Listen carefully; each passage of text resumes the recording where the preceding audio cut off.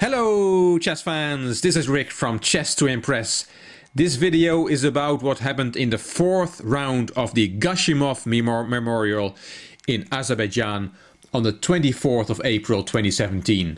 White was Vladimir Kramnik from Russia, black was Pentala Hare Krishna from India, and it was quite a remarkable game. After the game, the commentator, Grandmaster Lyubomir Lyuboyevich, asked Vladimir Kramnik this question. Did you ever had somebody fainted on your board when you played somebody? Did an opponent ever faint in one of your games after you made a sacrifice? At the end of this video I will give Kramnik's answer, and then it all will become clear why this question was asked. Let's first look at the game. White Kramnik, black Hare Krishna, the fourth round of the Gashimov Memorial, 24th of April 2017. Kramnik opened e4, which is unusual for him. He's mostly a d4 player or knight f3. But here he chose for e4. e5, also slightly surprising. Mostly Hare Krishna goes for the French with e6 or the Sicilian with c5. But here he chose the classical e5. Knight f3, knight c6, bishop b5, the Ruy Lopez, a6, bishop a4, knight f6, Kramnik castled, bishop e7, d3, b5, bishop b3, d6 and a3, so that the bishop can go to a2 in case of knight a5. Black castled, knight c3. This has all been seen many times. For example, in a recent Carlsen-Karjakin World Championship match, this position arose as well. Knight b8 looks a strange move, but what black wants to do is push a c-pawn. Of course, he could also have prepared it with knight a5, which is also a playable move. Then the bishop goes to a2, and then c5 can happen. But knight b5, knight b8 gives some extra options. The knight can also go to d7. Knight e2 from Kramnik, a classical maneuver. That knight goes to g3, where it will be well placed. Knight bd7, c3, bishop b7, and there goes the knight to g3. It might want to jump to f5. It also keeps the h5 square under control, so that black cannot play knight f6 to h5. Here Hare Krishna pushed the c-pawn, c5, rook e1, rook c8, and knight f5, which was not the best moment for this move. Better options were the prophylactic bishop a2 to anticipate the c5, c4 push, or d3, d4. They were better moves. c4 from black, Kramnik took, and Hare Krishna took on e4. And now, within one move, white has lost both of his central pawns. Kramnik took on e7. He said afterwards that rook takes e4 was an interesting sacrifice, and the computer agrees. After knight takes e4, c takes b5, a takes b5. White has compensation for the exchange. But he took on e7 with check, queen takes back, and he took on b5. A takes b5, and here Kramnik said that he had thought of the move knight h4, and he said, I don't know if white is better, but I liked white's position. But in the end he chose bishop g5. Knight c5 and bishop a2. Again, Kramnik said that he had thought about the move knight h4, but then black plays h6 and he didn't like that move, so that's why he decided on bishop a2 instead. Hare Krishna played h6 anyway, bishop h4, g5 and bishop g3. Kramnik thought about sacrificing a piece here with knight takes g5, h takes g5, bishop takes g5. Kramnik said, I have some play, I have some compensation, although it's objectively in black's favor. He showed a variation, bishop g6, queen f3, king g7 to protect the knight, and then he said black will follow it up with knight e6 and rook h8, and he did not like this for white. So he did not go for the piece sacrifice with knight takes g5, but played bishop g3 instead. Here Hare Krishna played bishop h7, freeing up the e4 square for our knight, and Kramnik said that here he realized he was worse. The opening had not gone well for him, and black is already a bit better. Especially that bishop on g3 is a very poor piece.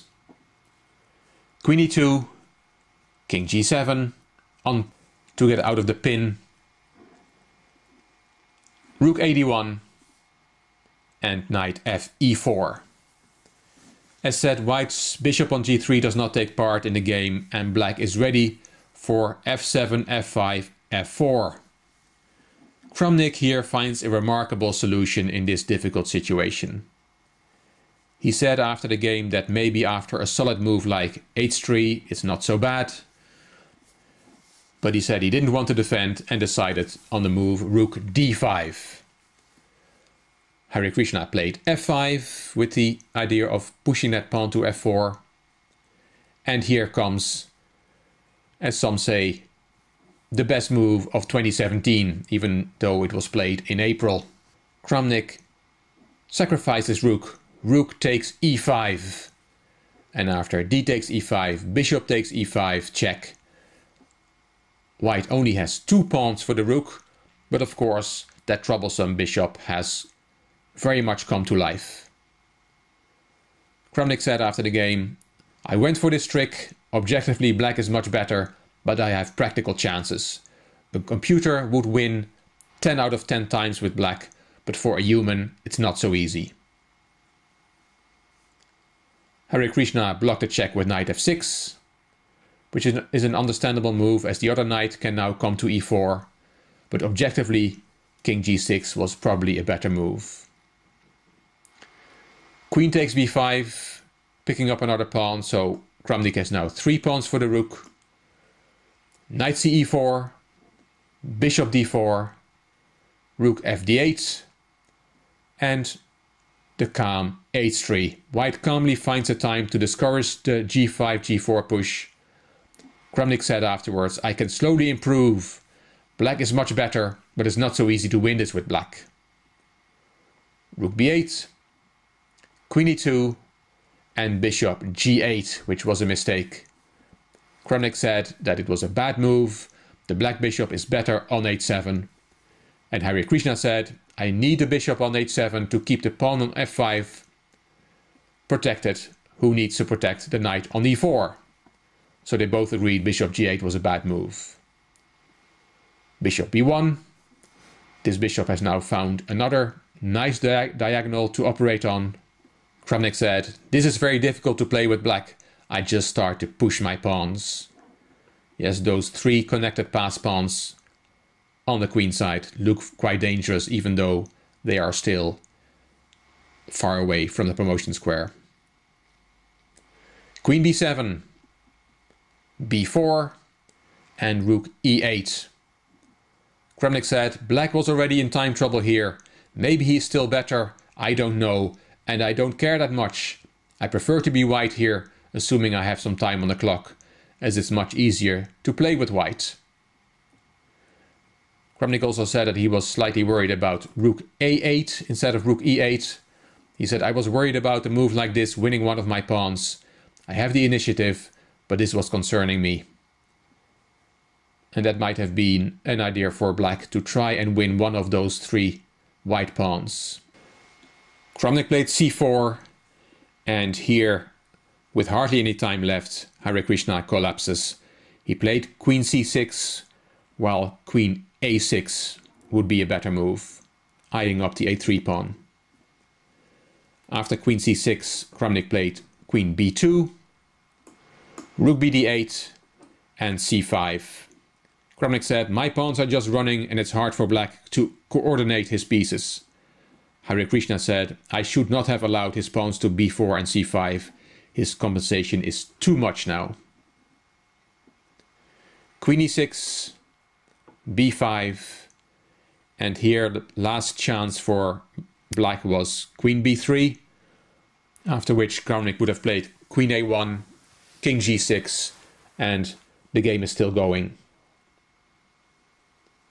But black played king f8, understandable, trying to get out of the pins. c6, g4, take, take, bishop takes e4, and here taking on e4 is not an option, because the rook will take back, and if you take with the queen, there's a checkmate. Bishop g7 check, king e7, and queen f6 is checkmate. So after bishop takes e4, Hare Krishna took on f3, and bishop takes f6 wins a piece back. White is now winning. Rook d6, bishop g7 check, king f7, and a nice last move, bishop e5. And Hare Krishna resigned on the 42nd move. A great victory from Vladimir Kramnik in the style of Mikhail Tal in his younger years, sacrificing a rook for a couple of pawns and some vague threats.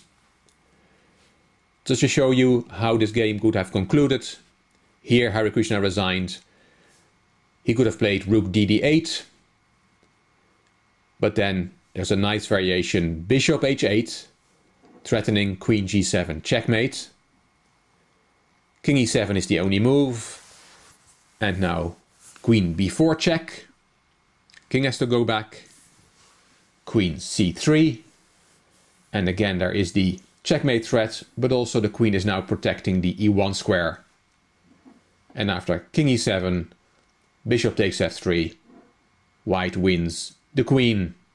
This is Vladimir Kramnik summarizing the game in a few lines. Well, the position is complicated, yeah. I mean, I would say that, of course, I mean, it's maybe not the most logical result, but it's difficult to play such positions. It's complicated, and as we discussed one of the days before, okay, compute for computer, maybe black is better, but in a practical game, I actually think that white really has chances. I mean, because human of this touch, initiative, yes. Yeah. That's why I decided to go for it, because I thought, okay, otherwise I would just have to defend passively, and like this, at least I take the initiative. Yeah. And now back to the start of the video. Why did Grandmaster Ljubomir Ljubojevich ask the question, did your opponent ever faint after making a sacrifice? And I'll show you this little fragment from the post-mortem video. Did you ever had somebody fainted on your board when you played somebody? No, I don't remember. No? No, not about you.